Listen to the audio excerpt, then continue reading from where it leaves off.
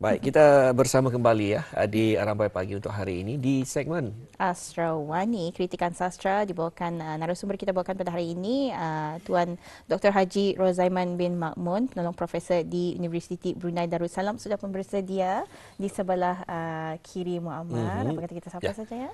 Baik, Assalamualaikum Doktor. Waalaikumsalam warahmatullahi wabarakatuh. Tuan Muhammad dan Puan Hanisa. Alhamdulillah, syukur. Alhamdulillah. Baik, kita kembali bersama ya Doktor ya untuk hari ini bagi ruangan Sastrawani. Baik, kita menyentuh tentang tajuk kita pada hari ini. Kebiasaannya bila kita mendengar kritikan ini sesuatu yang pedas, sesuatu yang negatif rasanya lah. negatif lah. Yang mengkritik akunya. Macam itulah. Ada stigma bah.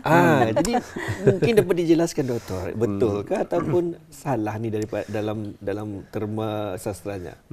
Baik, alhamdulillah, terima kasih Tuan Muammar dan Puan Hanisah memberikan kesempatan saya untuk mengongsikan sedikit banyak tentang kritikan sastra. Istilah kritikan dalam bidang kritikan sastra itu sebenarnya tidak bermaksud negatif. Tetapi memang di dalam bidang ini tujuannya memang melihat kekuatan dan jika perlu kelemahan. Nah, mungkin bahagian aspek kelemahan yang dikatakan negatif, tetapi yang penting tujuannya ialah untuk memperbaiki. Tetapi tujuan utamanya lebih cenderung kepada melihat kekuatan sesebuah karya. Jadi kritikan sastra di dalam dunia sastra ini memang suatu bidang yang agak sukar, kerana ia ditekuni oleh orang-orang tertentu sahaja, khususnya yang memiliki ilmu sastra. Dan bidang ini terbahagi kepada 3 yang utama. Pertama, pengkritik melihat tentang siapa pengarang dan kepengarangannya, maknanya keupayaannya untuk mengarang. Kedua, ia melihat karya itu sendiri. Apa sajalah, sajak, novel, cerpen, teks drama dan sebagainya. Kemudian yang ketiga, ia melihat kesan teks tersebut kepada pembaca atau kepada masyarakat secara umumnya. Jadi 3 bidang utama inilah yang ditekuni, dianalisis dan dikritik oleh pengkritik tadi. Okay. Menarik sekali. Jadi kalau ingin boleh kami ketahuilah, Doktor, siapakah pengkritik ni sebetulnya dalam dunia sastra, khususnya kalau di Brunei? Baik, di mana-mana pun sebenarnya, khususnya di Brunei juga, pengkritik sastra itu sudah diambil maklum, ia perlulah memiliki ilmu sastra. Ilmu sastra ini adalah sebagai lesen ataupun kemampuan, keupayaannya untuk membicarakan 3 aspek tadi. Jadi tanpa ilmu sastra sudah tentu pengkritik tadi tidak akan mempunyai landasan ataupun dasar ataupun asas perbincangannya. Jadi ia perlu memiliki ilmu sastra yang mungkin saja diperolehinya melalui pendidikan formal. Ia mengambil kursus atau program atau ijazah di dalam ilmu kesusastraan. Kedua, mungkin saja pengkritik ini mempunyai keupayaan tersebut dari segi pengalamannya, berkecimpung dalam penghasilan ataupun penulisan ataupun pengkaryaan karya sastra sudah cukup lama, kemudian menjadi penulis yang mapan, yang tersohor, sehingga beliau berupaya membicarakan karya sastra dari pelbagai aspek dan mengajarkannya kepada masyarakat ataupun penulis-penulis nobis. Jadi ilmu sastra ini merangkumi banyak hal di dalam bidang sastra, termasuk yang terbahagi kepada 2 utama, iaitu isi dan bentuk karya sastra. Jadi seperti cincin, Tuan Muammar, Puan Hanisah, jadi ada ikatannya ni kata orang Brunei, ada permatanya. Jadi permatanya ini adalah isi dalam karya sastra, manakala bingkainya ni adalah bentuk dalam karya sastra. Jadi bentuk kita lihat seperti novel panjang, cerpen agak ringkas, kalau sajak menggunakan rangkap, pantun menggunakan rangkap, dan tetapi isi di dalamnya adalah sama. Isi itu ialah pengajaran. persoalan, pengajaran, tema yang ingin disampaikan oleh penulis kepada pembaca, kepada audiens. Jadi pengkritik membantu kita pembaca untuk mengapresiasi, untuk menikmati karya sastra itu, untuk lebih mudah menghadam dan mentafsir, menyahkot sebab bahasa dalam sastra ini merupakan simbol atau kod yang digunakan oleh penulis untuk menyampaikan sesuatu yang mungkin sensitif, yang mungkin gagasannya 50-50 kata orang, mungkin salah, mungkin benar. Jadi dia tidak pasti, jadi disampaikannya dalam bentuk kod. Jadi pengkritik insya-Allah berupaya menghilangkan kod-kod tadi, menyahkot, kemudian dapat membincangkannya, menyampaikannya kepada pembaca. Dan biasanya sesetengah ilmuwan sastra mengatakan adalah tidak beretika jika penulis sendiri membicarakan karyanya. Jadi ia tidak boleh mengatakan maksud sajak saya ini tidak boleh. Dari segi etika kurang menepati, kurang memenuhi etika penulisan. Jadi yang boleh mentafsirkan karyanya adalah pembaca dan pengkritik tadi, pengulas tadi. Jadi bahasa sederhananya kritikan ini ialah ulasan. Ulasan. Jadi kalau disebut ulasan kuranglah maksud negatifnya tu. Baik, itulah doktor mungkin dapat dikongsikan kebiasaannya bila kita mendengarkan kritikan ni ia satu perkara negatif. Dia tanya ada saja kan di komennya. Apa saja di komennya. Mungkin dapat dijelaskan mengapa sebenarnya ataupun apa tujuan pengkritik ini dan juga apa faedahnya. Baik. Jadi dalam dunia kritikan ia ingin melihat dua hal utama, sama ada karya itu memiliki kekuatan dan jika perlu sebenarnya membincangkan kelemahan yang ada. Tetapi pengkritik yang profesional ia berupaya menyampaikan ketika membincangkan kelemahan itu dengan beretika, dengan cara yang baik. Sebab faedah ataupun tujuan akhir dalam kritikan ini ialah untuk membantu penulis itu sendiri ataupun pengkarya itu sendiri untuk memperbaiki mutu karyanya. Jadi kelemahan dan kekuatan itu kedua-duanya perlu disentuh, perlu disentuh. Tetapi jika kelemahan itu tidak ada, janganlah dicari-cari. Janganlah sengaja untuk mencari nama supaya dikatakan pengkritik yang hebat, mampu mencari kelemahan walaupun sekecil jarah, sebutir pasir. Janganlah hal-hal yang terlalu kecil itu ditonjolkan sehingga kekuatan ataupun kehebatan aspek-aspek lain itu menjadi tenggelam. Jadi pertama saya sendiri juga berkecimpung dalam dunia kritikan, saya biasanya akan mendahulukan membicarakan kekuatan itu dan hanya di hujung-hujung artikel ataupun di hujung-hujung pembicaraan saya akan membuat rumusan sedikit tentang kelemahannya. Itu pun dengan cara yang halus, dengan cara yang baik agar penulis tidak tersinggung, dan yang penting tujuannya adalah untuk memperbaiki kualiti penulisan tersebut.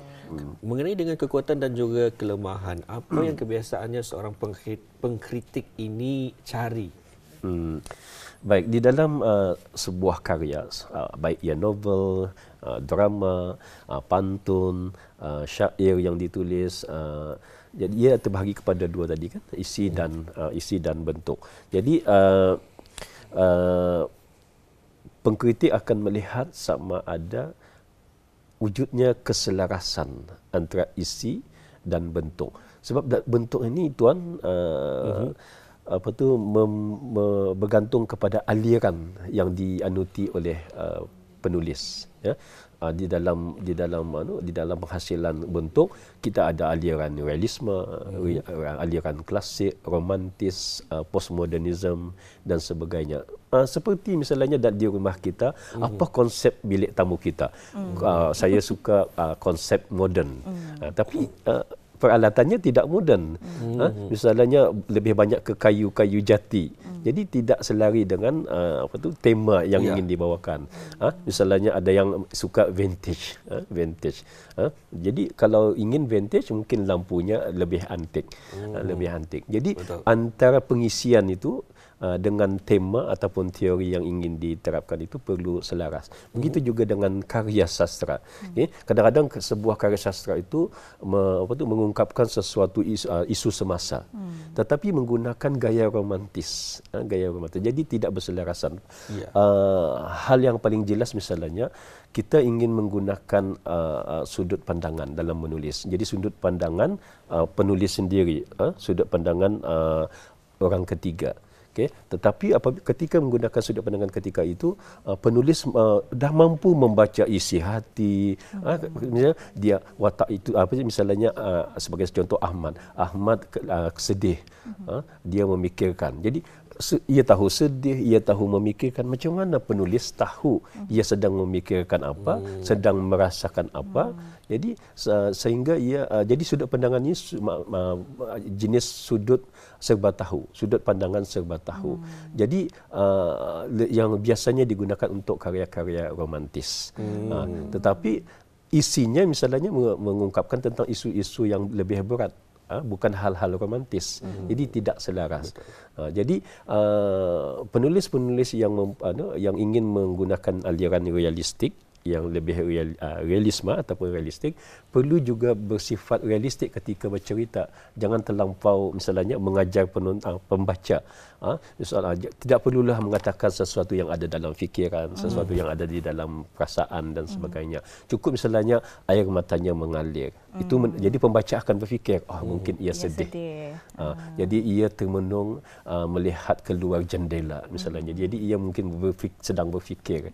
Jadi ungkapan-ungkapan begini lebih membuatkan pembaca berfikir. Jangan menyuap. Jangan menyuap saja, memberitahu ia sedih, memberitahu ia sedang berfikir, ia mengalami masalah. Jadi biar pembaca yang mentafsir. Yang ini lebih realistik. Kemudian antaranya lagi penggunaan dialog. Untuk lebih realistik, gunakanlah apa bahasa watak tersebut. Jika wataknya orang Brunei, maka bahasanya pun bahasa Brunei. Jika ada watak tersebut misalnya ada pelajar dari Malaysia, biarlah watak tersebut menggunakan bahasa Malaysia.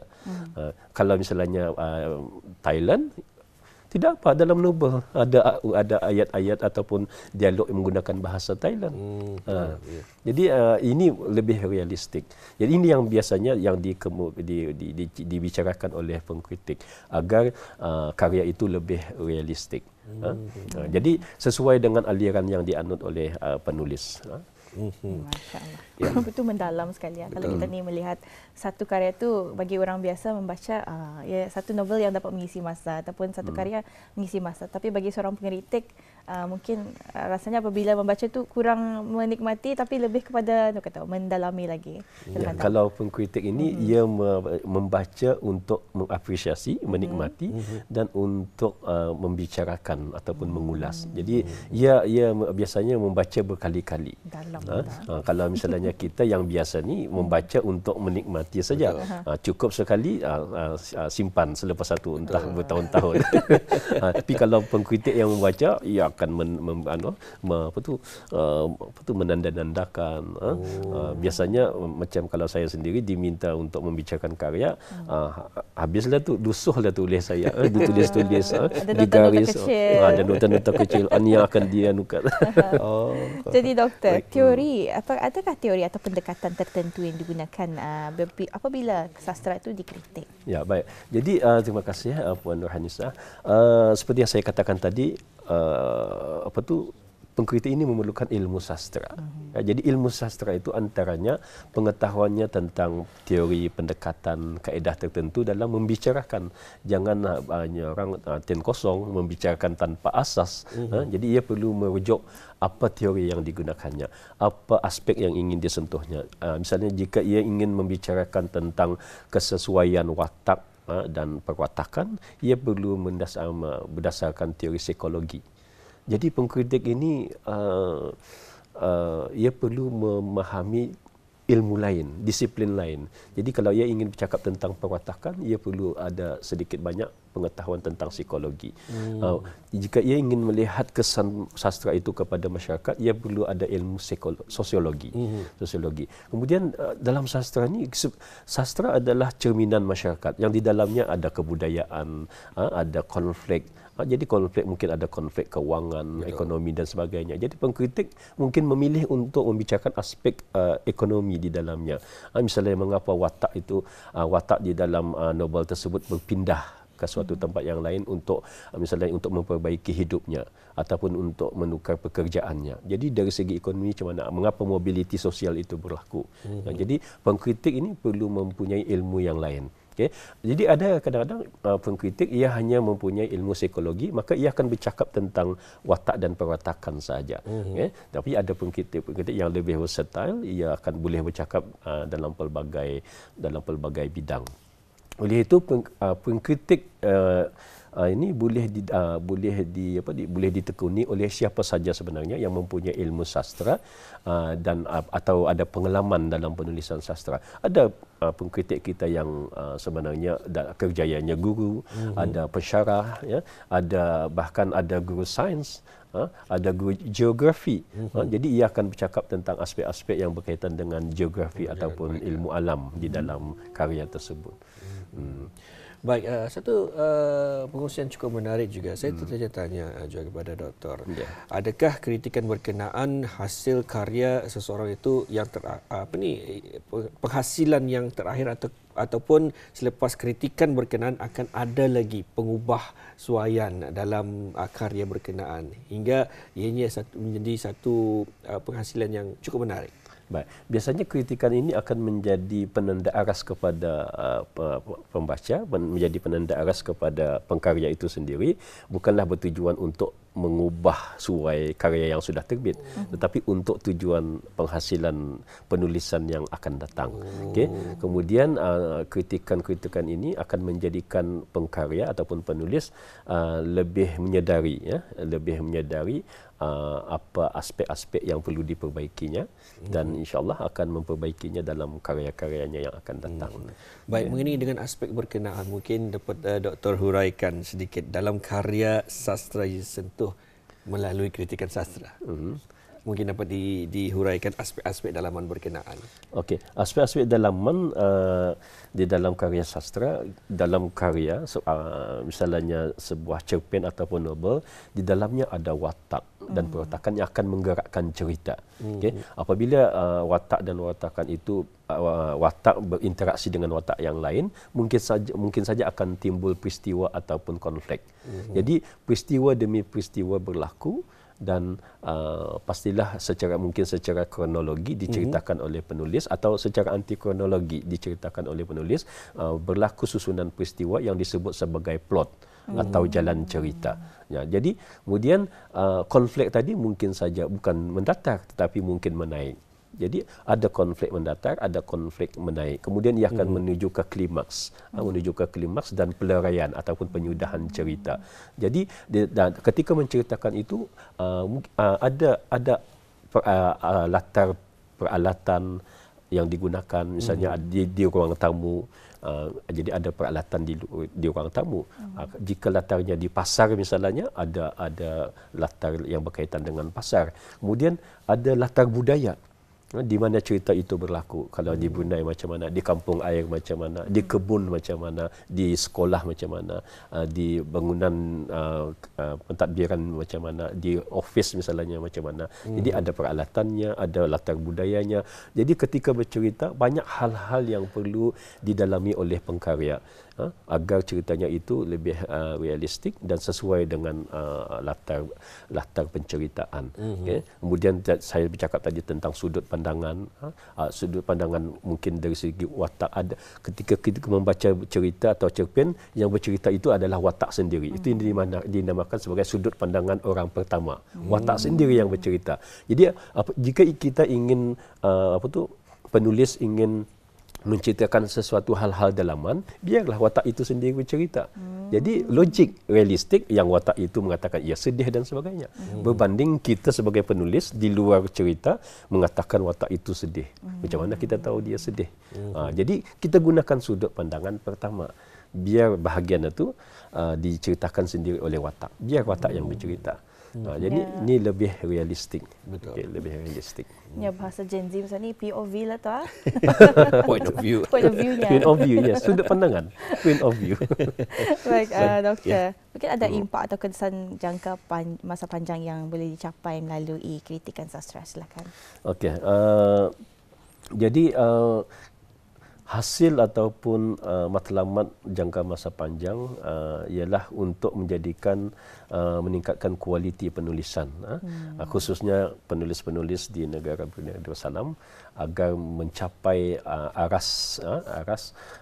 penanda aras yang dikatakan sebagai setara dengan penulis-penulis serantau, bahkan internasional. Jadi kualiti itu harus mencapai sehingga karya tersebut dapat dinikmati bukan saja oleh rakyat tempatan tetapi orang luar, rakan-rakan ataupun jiran-jiran serantau, khususnya dalam rantau ini Malaysia, Singapura, Indonesia, bahkan Thailand. Ada rakan-rakan penulis di sana, ada penikmat-penikmat karya berbahasa Melayu, khususnya di Patani, Naratiwan. Ada rakan-rakan penulis, penggiat-penggiat sastra berbahasa Melayu ada di Thailand, bahkan di Vietnam. Jadi karya kita itu jangan hanya dinikmati oleh pembaca di Brunei saja, biar ia mampu dinikmati oleh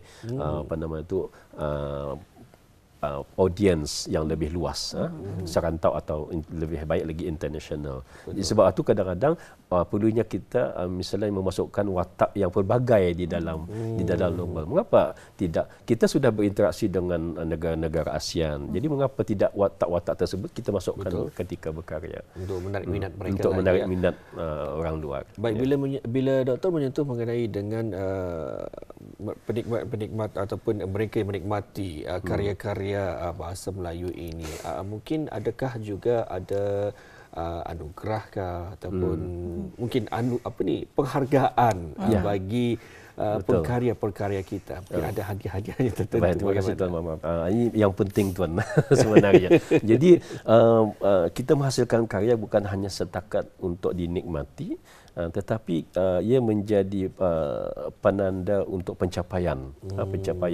Jadi di Brunei, di Malaysia, di Thailand ada anugerah ataupun hadiah-hadiah tertentu yang ditawarkan dan menjadi rebutan.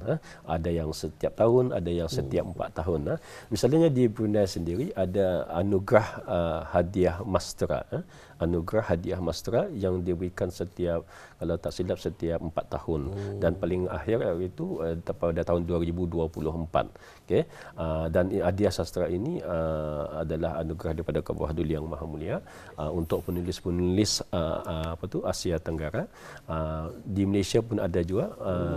Di Malaysia di namanya hadiah sastra Mastera. Okay. Kalau di Singapura hadiah terjemahan sastra Mastera. Okay. Kalau di Indonesia kalau tak silap namanya hadiah sastrawan muda Mastera. Dan satu lagi yang paling berprestij ialah Sea White Award. Anugerah penulis Asia Tenggara yang dikurniakan oleh Raja Thailand.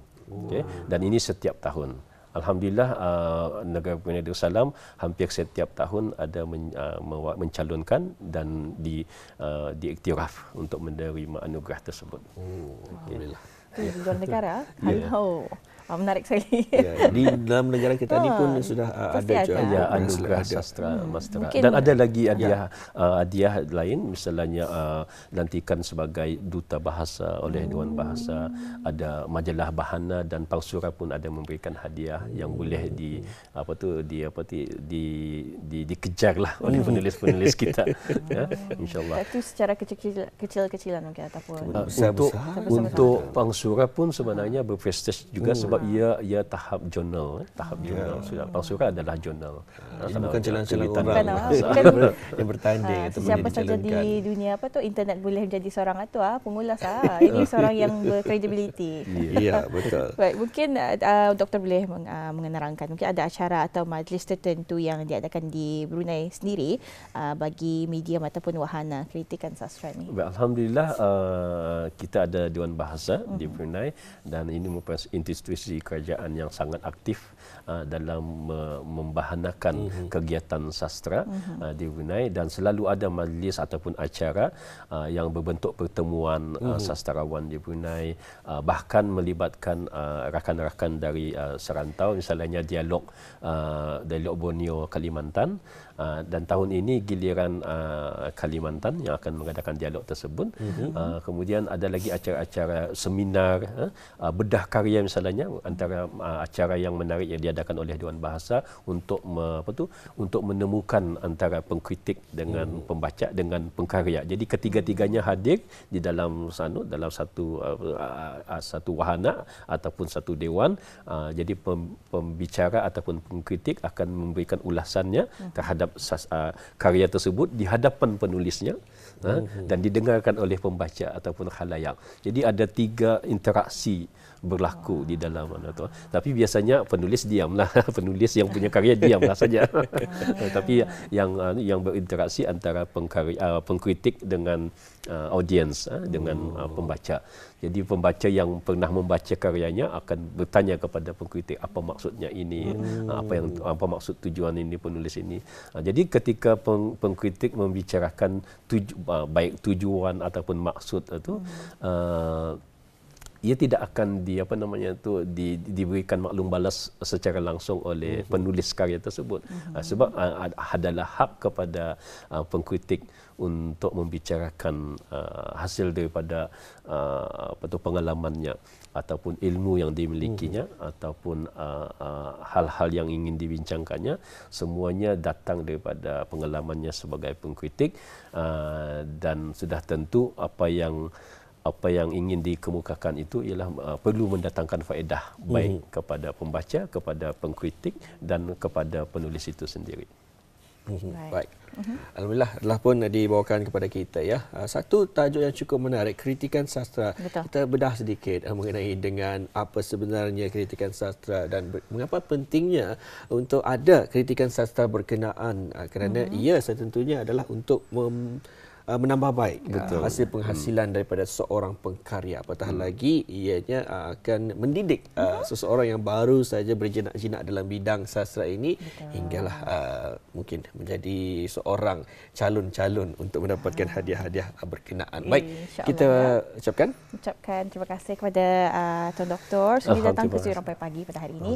Bermacam-macam telah kami pelajari pada pagi ini. InsyaAllah semoga kita dapat memberikan yang sama juga pada penonton-penonton kami. InsyaAllah, mudah-mudahan. Assalamualaikum. Waalaikumsalam warahmatullahi wabarakatuh.